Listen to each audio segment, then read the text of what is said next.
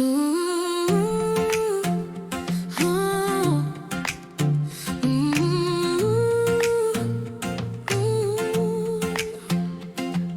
The Center for Spiritually Integrated Arts, a beloved community we choose to be, where art, life, and spirituality connects you and me. Science of mind and spirit, the foundation we teach and live. Love, joy, and belonging are the gifts we have to give.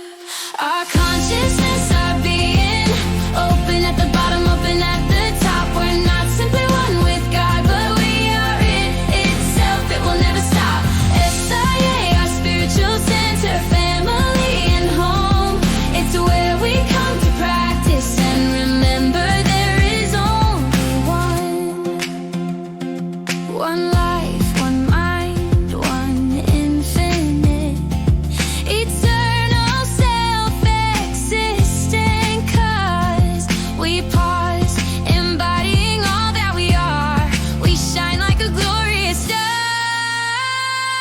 Our consciousness, our being, open at the bottom, open at the top. We're not simply one with God, but we are it itself. It will never stop. SIA, our spiritual center, family and home. It's where we come to practice and remember there is only one.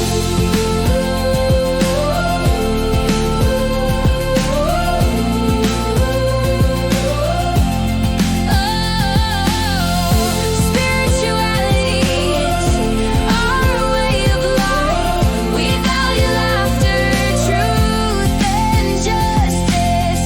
We express artistry as our living practice. So come and join us at SIA.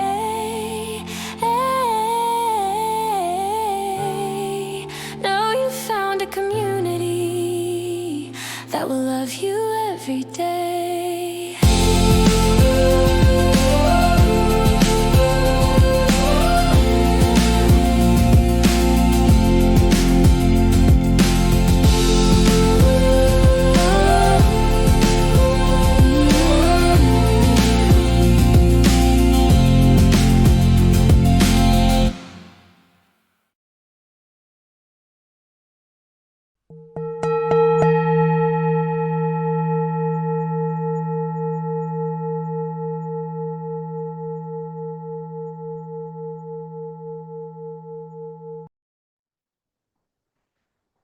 Namaste, greetings and blessings, and welcome to the Center for Spiritually Integrated Arts. This is our Sunday message, and I am Reverend Dr. Raymont Anderson, the founder and spiritual director of this center. And I invite you to watch not only this Sunday message, but any of our archived messages. I invite you to join any classes or events that we have going on. I invite you to reach out and email if you have any questions.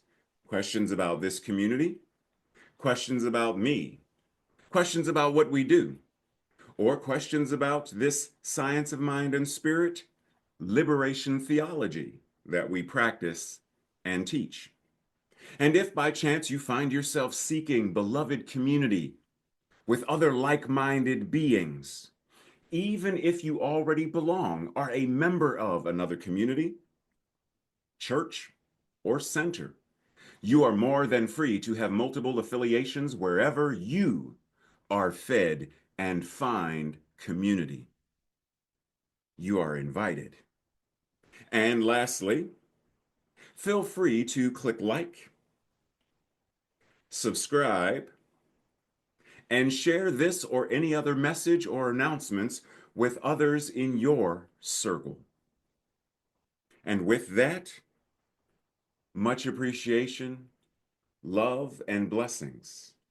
Enjoy the message.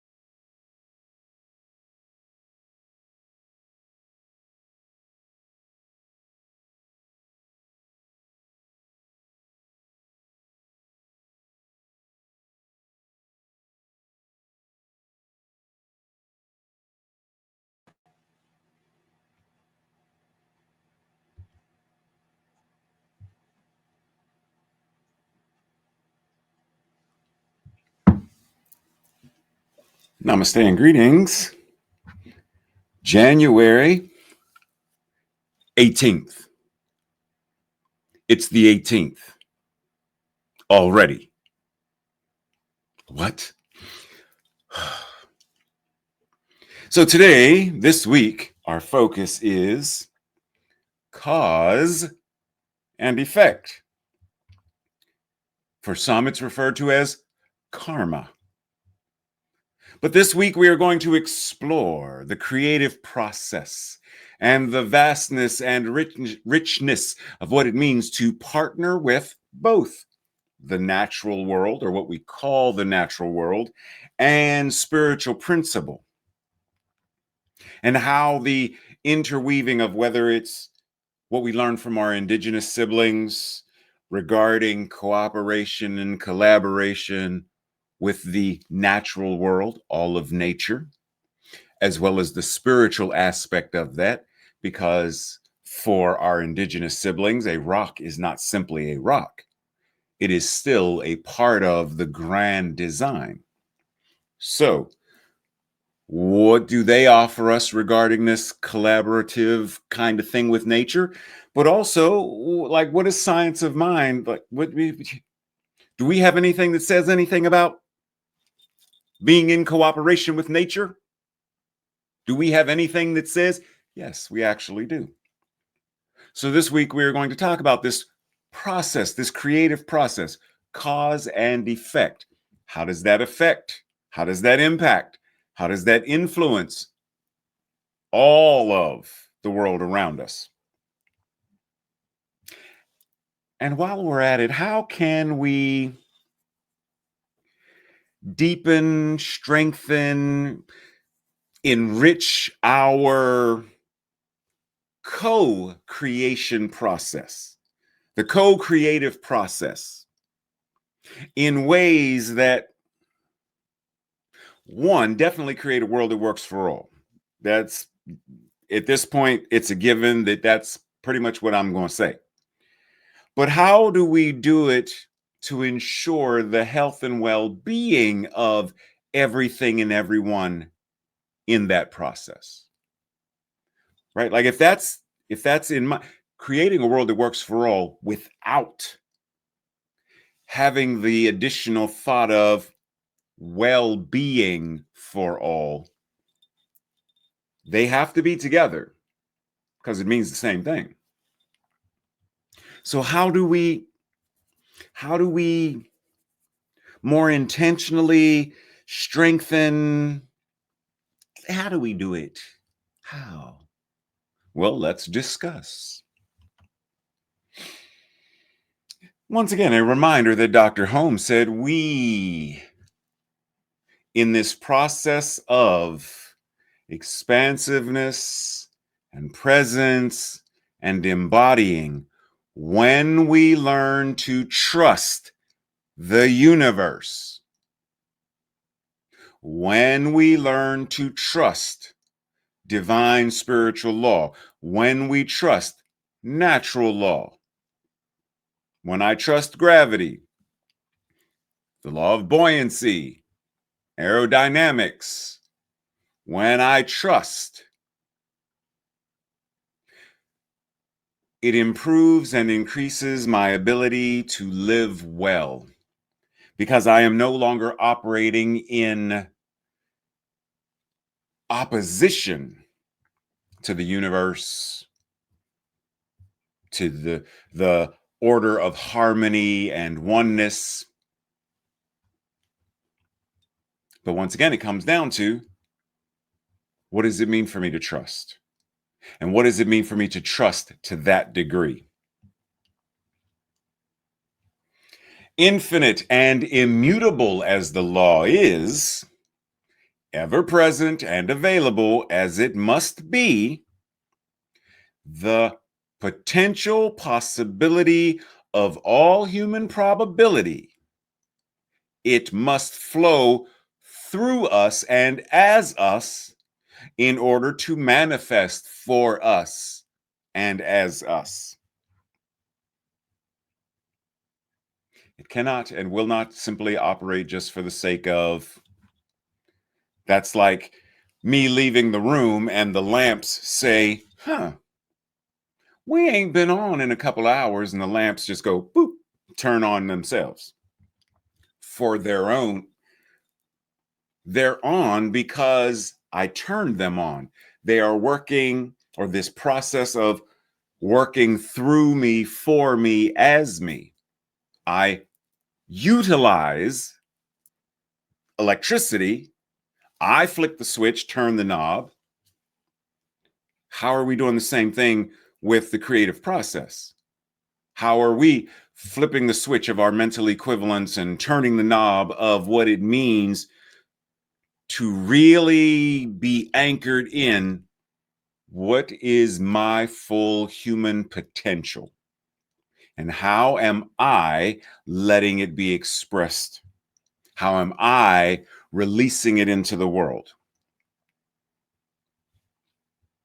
Because I could have a song in here, but if I never let it move through me and come out, what is it? So, just for fun, what's the answer to this question? What came first, the chicken or the egg? Why am I asking you this? What does this have to do with our theme for today? Cause and effect. Which came first? Cause and effect. Cause always comes first, right? Exactly. Cause always precedes effect. Always. So, in honor of share, if I could turn back. Okay, I'm going to stop because Tracy's going to fuss at me for singing. But this concept of if we could turn back time, if we could hit the rewind button and see beyond the concept of he started it, you started it, they started it. And I mean, really, really go back. I mean, really go back in time. Where would we find and what would we find in terms of the initial cause? For example,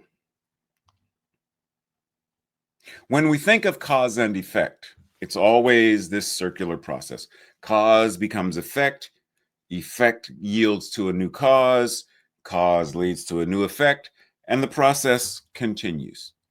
In the same way, we talk about other things, and it's the same.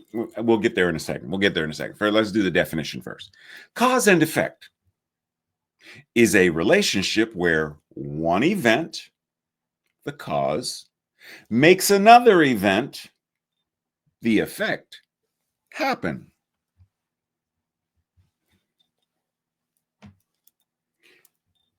If I open my fingers, the blistex falls. Now, what caused it to fall? Was it my opening the fingers to release it? Was it gravity? Was it the thought that caused my fingers to open, knowing that gravity would? What caused it to? That's why you go back, you go back, you go back, and you go back even further.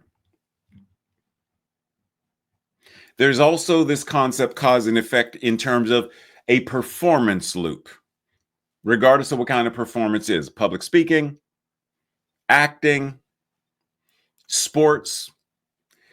There's the activity, the performance, and then there's the feedback of it. The football player runs, they messed up on the play, they fumbled the ball. Here's the feedback. Let's watch the recording. Let's watch the tape and see where you messed up. The public speaker gets up there and they forget what they're saying. Here's the feedback. You say, you know, like almost every third word. So, when I like go to the store and like here's the feedback. That is less effective than if you let your mind and your mind and your mouth catch up. Pause, breathe. Right? So there's performance, feedback, cause and effect. And this happens for everything. What do you see on your screen right now? Yes, 2 mushroom clouds, atomic bombs. Yes. What caused them? These 2 devices, these 2 atomic bombs. Yes, yes. And for even greater detail, because you may not know where this occurred, Hiroshima and Nagasaki. And one bomb, Hiroshima, was referred to as little boy. And Nagasaki, the bomb was referred to as fat man. What caused this? What caused, because there's a lot of ways we could look at this. Well, the explosion was caused by a chemical reaction, an atomic reaction based upon, okay, yes, yes, I'm right there with you with that, yes. But what caused it to happen? What caused the bombs to happen? Because had there been no bombs, there would have been no atomic explosion. Did he cause it? He made a decision to drop the atomic bomb. Is he the cause? Or are they the cause because they're the ones who actually dropped the bombs? Or is he the cause? Because he's the one that created the bomb. And as he quoted from the Bhagavad Gita, now I, and this is after he saw the first nuclear explosion, now I am become death, the destroyer of worlds. Because he witnessed the vast destructive power of what he created. And it far exceeded what he imagined. But what caused it? Now, some folks will go back and they'll reference, well, part of it is when the Japanese attacked Pearl Harbor, and then a series of, and then forward down the road, and then blah, blah, blah, and then retaliation. But what caused it? Somewhere, if we follow the yellow brick road far enough, we are going to find various strings and streams, string and streams of consciousness, various threads that lead back to thoughts, beliefs, and ideas that, when woven together,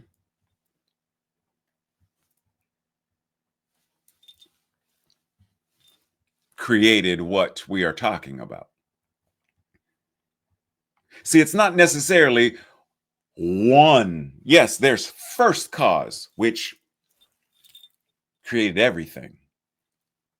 But in this frame of where we are now, there are multiple collective consciousness. Like there's all kinds of threads being woven and creating.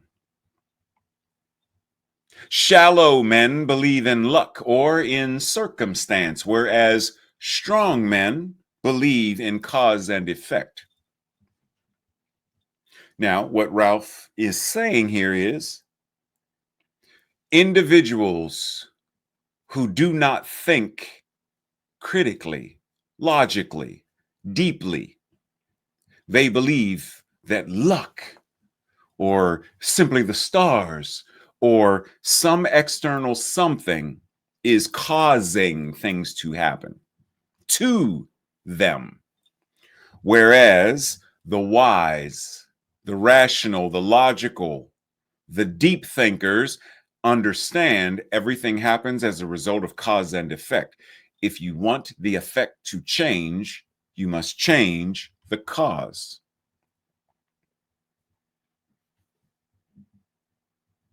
This psychology of reciprocity, also referred to as karma. But let's talk a little bit about karma for a moment, because karma is cause and effect in essence. But how are we looking at karma? Some of us look at karma as though, as this gentleman, apparently clueless that his actions are going to impact him. Some refer to karma as having no menu and that you get served what you deserve. Well, does that apply to everyone and everything all the time? Did the Japanese in Hiroshima and Nagasaki, did they get what they deserved? Did the people in Hitler's concentration camps get what they deserved? Did the individuals who were trafficked, kidnapped for the transatlantic slave trade get what they deserve? During Jim Crow, did my ancestors get what they deserved? Did Emmett Till get what he deserved? Did Reverend Dr. Martin Luther King Jr., Malcolm X, Medgar Evers, many others, did they get what they deserved? I point this out simply to say it's not always about getting what you deserve. It's getting what is in play, right? Even with the image that we are looking at. Suppose as he pushes it over, he steps out, but someone else steps in, unaware that he's put these dominoes in motion. And they circle around and hit this new person. And they're like, wait, what just... They didn't realize that this other person set this in motion.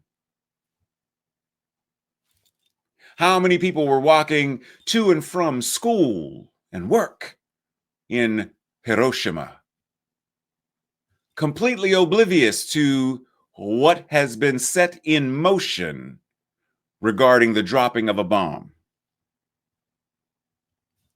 They didn't start the process. This speaks to how oneness truly does impact and influence all of us. But I digress.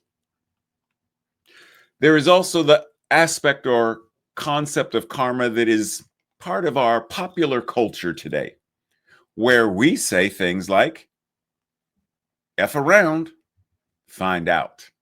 That's karma. You do X, you're going to see Y.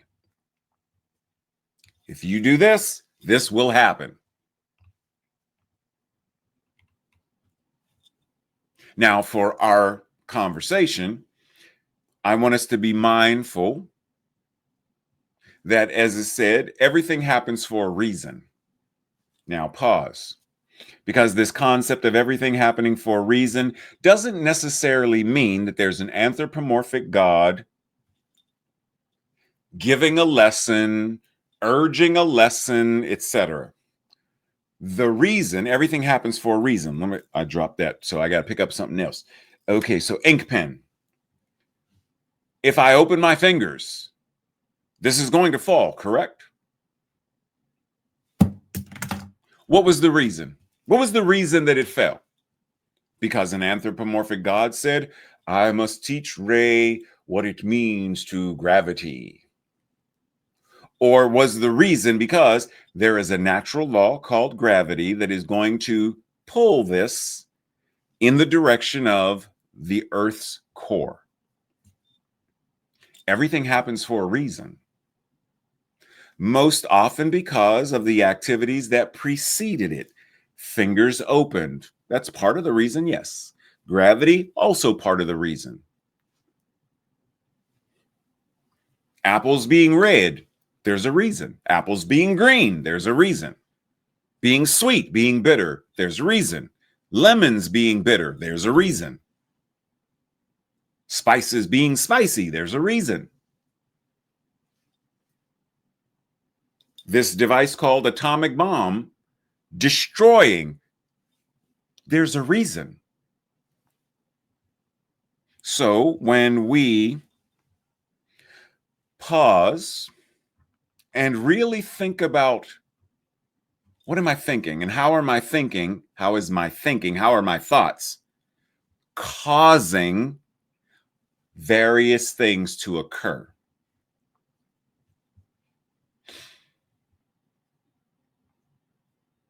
What causes someone to make a sandwich? And sandwich, it doesn't stop there, right? Like, who makes a sandwich just to make a sandwich? I'm making a sandwich because either I'm going to eat it, I'm giving it to you to eat, I'm making it for someone else to eat. There's a reason. But it doesn't stop with the sandwich. Because if I make a sandwich for Tracy, Tracy's not going to say, "Oh, thank you, Ray, you gave me a sandwich." And she's just look at it. Wow, I have a sandwich. Wow, look at that. Wow, it's a sandwich. That's cool. What am I supposed to do with this? The sandwich is part of the process for the effect of Tracy's going to eat the sandwich. Taste it, savor it. So there's to enjoy the taste of and for it to nourish her body. Both and. So it need not be one singular effect.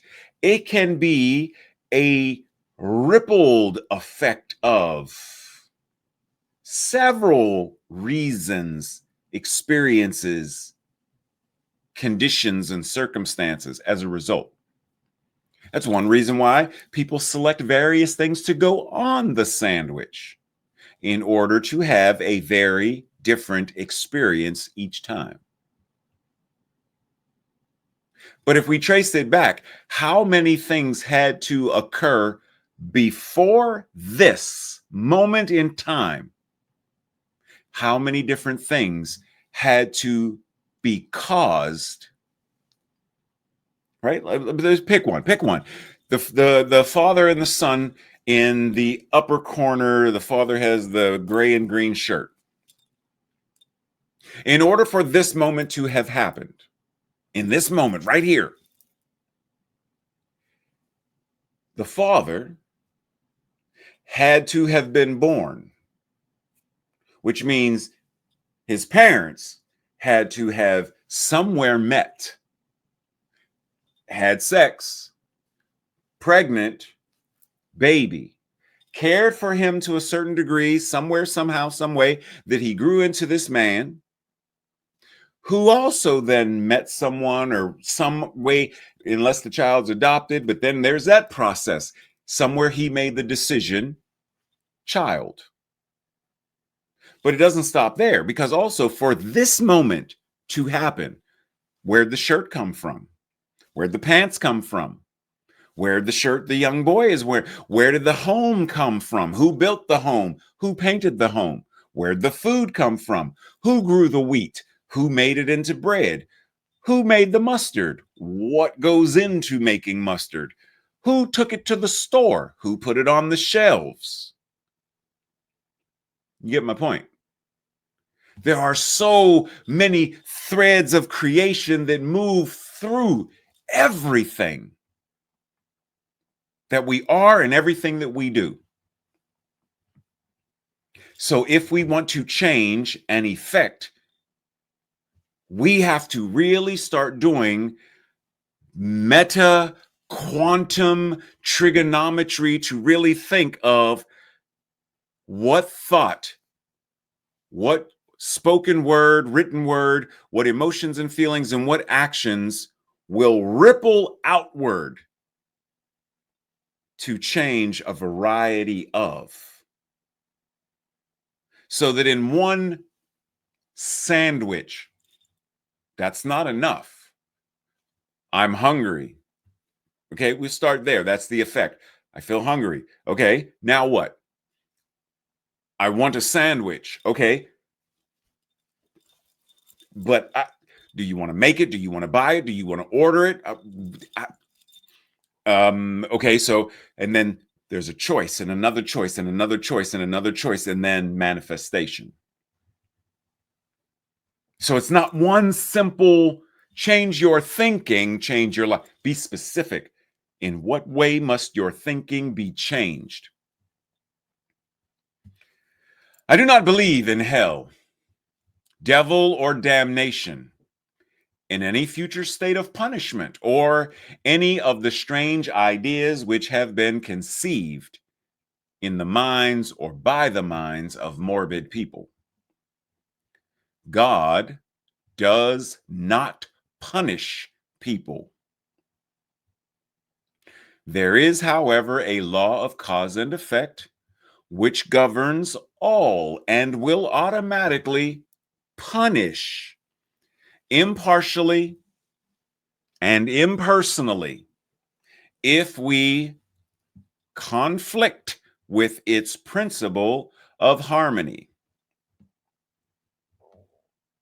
So this law of cause and effect will automatically punish. Think of it this way. Have you ever seen any of those videos on social media or somewhere where it's young people doing young people things, and you think, what are you doing? There you go. See, what would make you think that would have worked out the way, what? Right? That's the quote unquote punishment. But it's not punishment the way we typically think of punishment. This is simply saying, if you do X, expect Y to happen.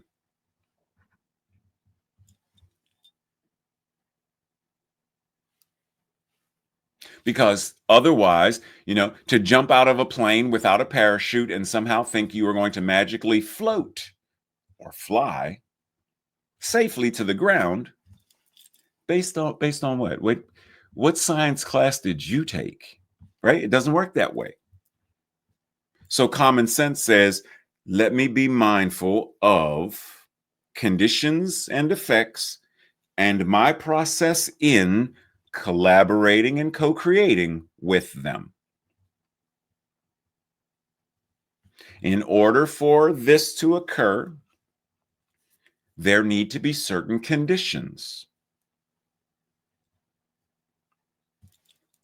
In order for a kite to fly, but even that, are we flying a kite just to fly a kite? No. We're flying a kite because there's a certain level of joy and enjoyment that comes from running and pulling and watching it fly. That's the desired thing, the feeling that comes from this experience. So then what needs to occur in order for that to happen? What is the cause that I need to, in order for the effect to? Same thing, Frisbee. We're not just throwing this little plastic disc around just for the sake of throwing it around. Even if it's Frisbee football, Frisbee golf, Frisbee with Lassie, or Skipper, or whoever the dog is. It's not just for the sake of, I have a Frisbee. It's for the purpose of, what do I feel when I gather with friends and we throw this thing? What do I feel when I am with the dog and I throw it and I watch the dog run after it and jump up and grab it? There's a feeling. That's the effect. But that effect is affected by what comes before it. which is affected by what comes before it, what comes before it, what comes before it, what comes before it, what comes before it, what is causing this to occur. And the more conscious we are of it, the more conscious and intentionally we can shift and change it. No matter what it is, we can shift and change all of the circumstances in order to be able to change the experience. What are we having for dinner? I don't like what we had last week. Change the experience. Don't order from that restaurant again. Or don't go out to that restaurant again. Or don't buy this product and make this again. The spring rolls didn't turn out. Was that because of the product or the one? Okay, yeah. It was me. I didn't listen to Tracy. I'm sorry. Right? But the idea is, if this is the effect, I don't like the effect, then change the cause. We don't like the way the current administration is doing stuff, then what caused it and what cause needs to now come into play to change the effect?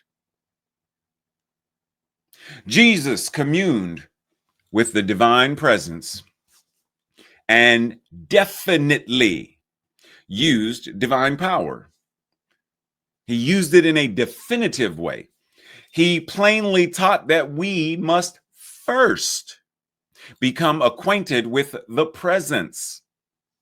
That if we know God, we will not only find an intimate companion, but we will also discover limitless power. He talked of a presence in, through, and around all humanity, surrounding the being and moving through the person, moving as the person, because of God, because of it, humans, people have life, and that people should believe in it, the divine, right? Because it will respond. Believe in the universe because it will respond. Believe in God because it will respond. Believe in gravity because it will respond. But it responds according to our mental equivalent. Here we have cause and effect, action and reaction, prayer and its answer, affirmation and its result. It always follows the same process, no matter what. Are we consciously employing that process? Are we consciously choosing to engage it that way? Breathe. Bruce Lee says all types of knowledge ultimately mean self-knowledge. Because there is the integration of knowledge, the self-awareness, the personal application, the rejection of imitation. All of these things, as knowledge comes to us, just like going to Golden Corral or any buffet. Golden Corral comes to my mind right now. There's a buffet. There's all kind of stuff. Or you go to a potluck at church. There's all kind of stuff available. But you don't take everything. You don't eat everything. And yet, its presence still impacts you because you experience it. Oh, those are beans. No, I don't have a taste for beans. Or, oh, they have ham in that. I don't eat pork. So regardless of whether the information is quote unquote useful to us or not, it still impacts us. How are we integrating the knowledge? How is it changing our awareness of self? How are we applying it personally? And to what degree are we rejecting imitation, whereby, okay, wait a minute, I got another thing of bliss sticks, but for right now, we're going to pretend that it's lipstick because I want to look like one of the Kardashians. Do I look like a Kardashian yet?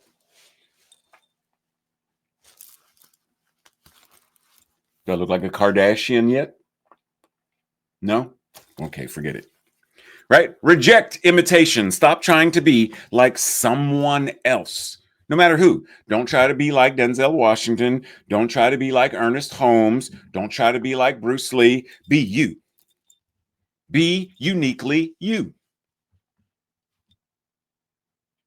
Choices made, whether bad or good, follow you forever and affect everyone in their path, one way or another. Now, without being morbid about this is simply saying that the choices we make have an impact and influence our lives. My choice to become a public school teacher still follows me, quote unquote, still affects me, still affects students that I have had somewhere, some way, shape, or form.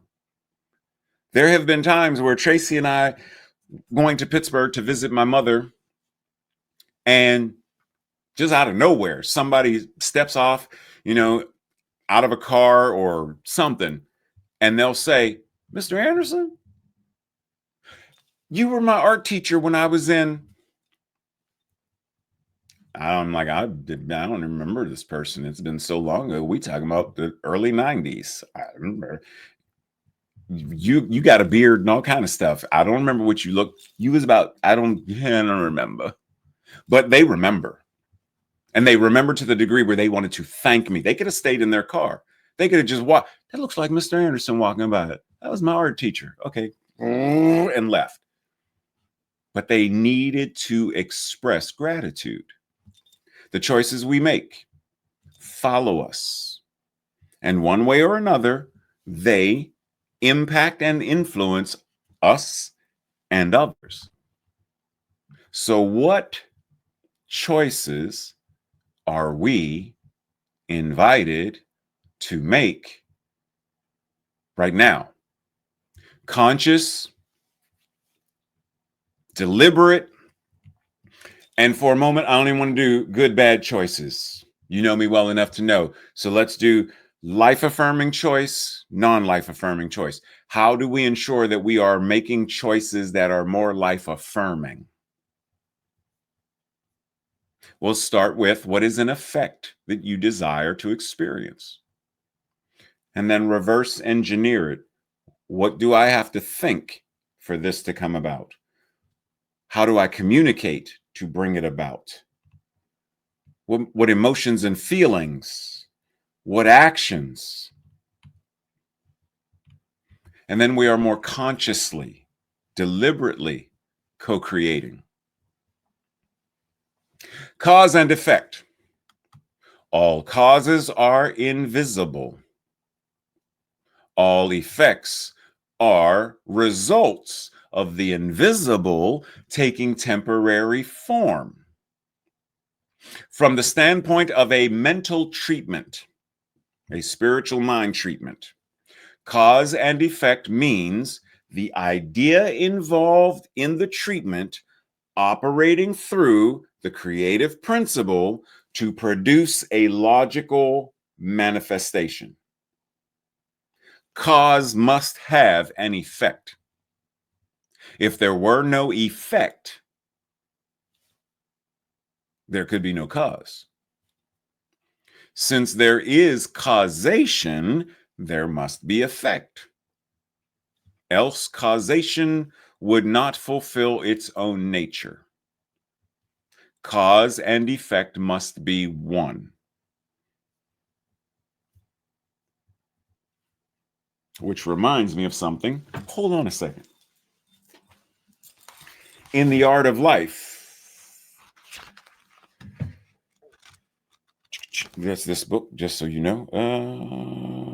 Right there, I think.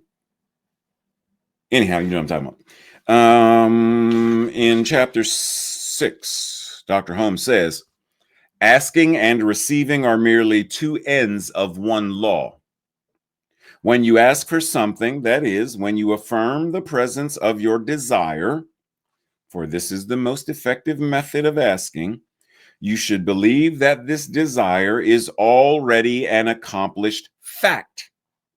It is taking form on the invisible plane.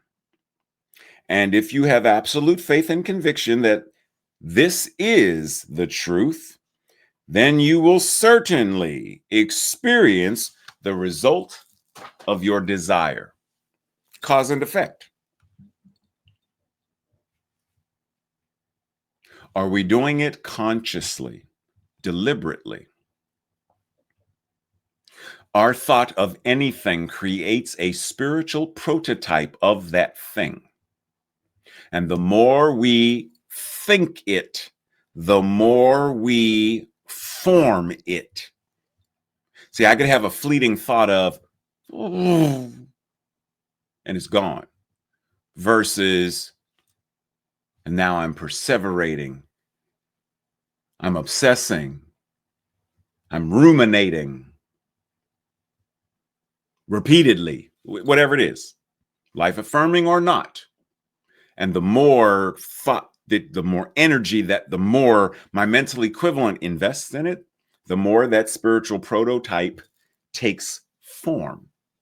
Now, within this prototype, there is a law of growth, which ever tends to produce the desired result.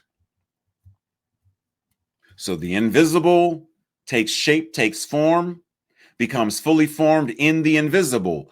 And because of this law of growth, it is increasing the likelihood that this prototype, some way, shape, or form, is going to be birthed, manifested as a fully functional, three-dimensional, realized thing. This is the law of cause and effect. Now, once again, sort of to talk about how this is an ever circular feedback loop. As Jason Silva says, everything we design is designing us right back. And basically what he's saying is, when you create your space, you're creating your space in a way where the things that are around you are also impacting you. We typically surround ourselves with things that we like because the things that we like do something to us. So, how was the United States of America designed? And in what way is it now designing us back? And do we want it to continue to do so in that way? A man is worked upon by what he works on. He may carve out his circumstances, but his circumstances will carve him out as well. This is one way that Frederick Douglass is basically expressing the same concept that Jason Silva just expressed. What we do does back to us. Cause and effect, it's always in play. And because there is only one, there's no way we can be separate from.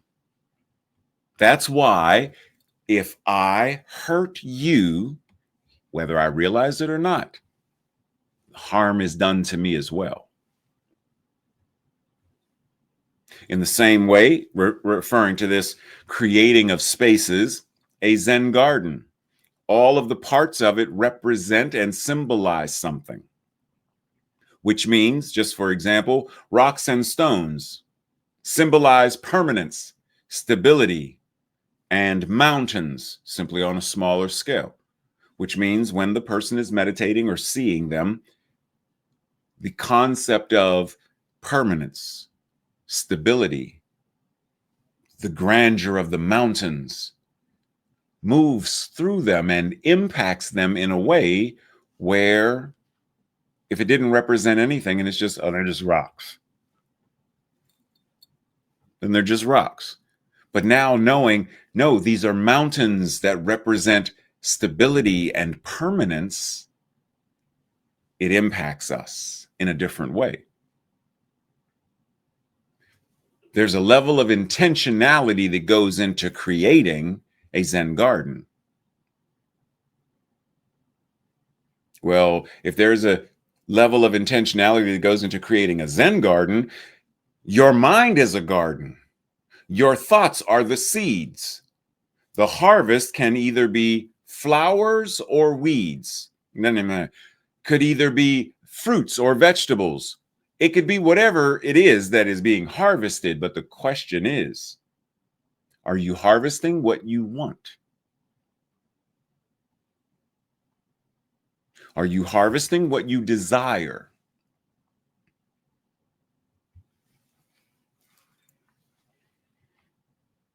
I am the owner of my karma. I inherit my karma. I am born of my karma. I am related to my karma. I live supported by my karma. Whatever karma I create, whether good or evil, that I shall inherit.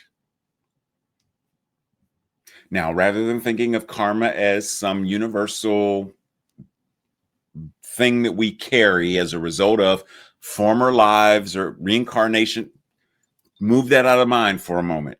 Think of this as, I am the owner of my cause and effect. The things that I have put into motion and the effects that come out of it are born of my mental equivalence. I am surrounded by the karma of, the creative process of, the cause and effect of, the collective consciousness as well, etc., etc. Think of it in a different way. And then ask yourself, so what is my role in this? To what degree am I conscious of this?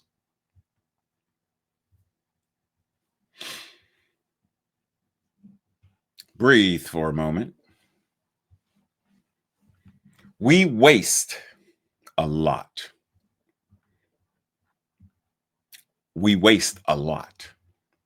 Note, there are a lot of hungry people on the planet at this moment right now, and we waste a lot of food. To which we are reminded from our indigenous siblings, our elders taught that the relationship between plants and humans must be one of balance. People can take too much and exceed the capacity of the plants to share again. That's the voice of hard experience that resonates in the teachings of never take more than half. And yet, they also teach that we can take too little. If we allow traditions to die, relationships to fade, the land will suffer. And if the land suffers, we suffer. Cause and effect. Are we taking more than we need to? Are we taking too little? And to what degree is that impacting or influencing the world around us? The Sweetgrass story shows how respectful, intentional action, taking only what is needed, giving thanks, and tending to the earth leads to flourishing, while neglect or careless harvesting causes decline. Now, for a moment, pause and think about how this applies to politics, how it applies to education, how it applies to our health and well-being physically, emotionally, in relationships, how it applies to our finances. Now, this story beautifully mirrors the science of mind teaching that our thoughts and our actions impress upon the law, which then reflects those choices back to us.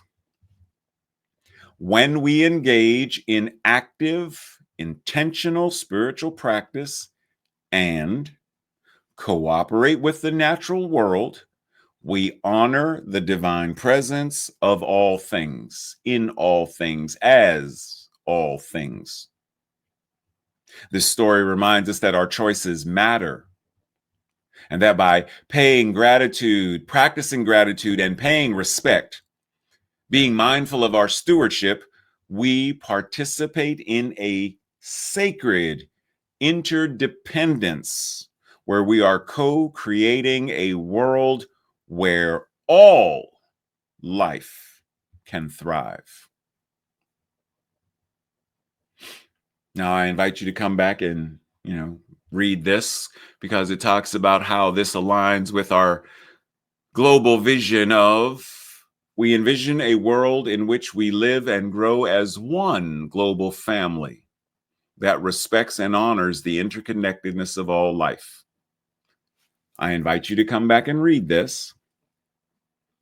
And if you have access to our Science of Mind and Spirit 4.0 remix of that, check it out and look at what's the similarities, what's the cause and effect, what is ours to do. As we reconnect with this core tenet of Science of Mind and Spirit 4.0, we're invited and encouraged to remember that all cause and all effect proceed from the invisible spirit. You are one with and as this spirit and cannot be separated from it. Your word has power because your word is the word of God. And your action is the action of God through your mental equivalence. If a different effect, condition, experience is desired, then a different cause must be initiated and maintained. Breathe. This week's declaration, our affirmation, I will say it first. If it resonates with you, I invite you to say it with me the second time. I am creating a world that works for every expression of the divine by the way I utilize the law of cause and effect. Together. I am creating a world that works for every expression of the divine by the way I utilize the law of cause and effect. And so it is. Everything is practice. So this week, for your own personal journal experience or your Thursday night study group questions, what are 3 examples from my life where I changed a cause and received a different effect, either life-affirming or non? Number 2, as an exercise, let me pick one thing that I have accomplished, one thing that I own, and trace back to where, when, and how the cause leads to the effect. 3, how have I designed my living environment, and how does it design me in return? In what ways do I overconsume, waste, and cause harm to nature? Number 5, in what ways am I consciously utilizing cause and effect currently to create a world that works for all? And lastly, in what ways am I weak in my conscious use of cause and effect? Breathe.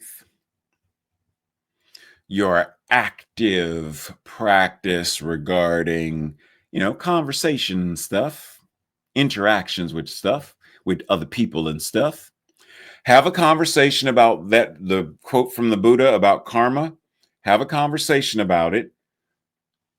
Converse about how it applies or how it relates, how it interweaves with Science of Mind and Spirit 4.0. Okay. And breathe. As we enter into that space of infinite awareness, where today I will simply say, I understand and I practice because I understand how my thoughts, my words, my emotions and feelings and actions are creative, how they influence and impact not only my life, but all of life, because there is only one life. And so I breathe. I breathe in gratitude, knowing this. I breathe in gratitude, knowing that I also have the power to steward it effectively. I breathe gratefully. I breathe lovingly. I breathe powerfully. And knowing that the law receives, the law says yes, I take this moment and I hurl my yes to the vastness of the universe, knowing that the universe, as me, in me, through me, around me, above, below, to the right, to the left, in front and behind, all ways and in all ways, hurls that yes right back to me and through me. In other words, the universe is acknowledging that I am the amen of creation itself. And knowing that this is the truth for me, it's the truth for all of us, for there is only one. And what applies to one applies to all. Breathe.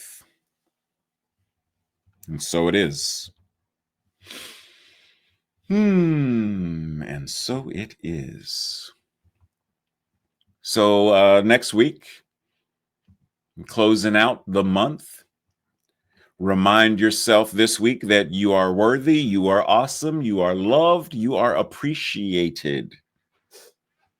So go out there in the world and make this week a powerful one, a fun, joyful, and loving week. And we will see you soon.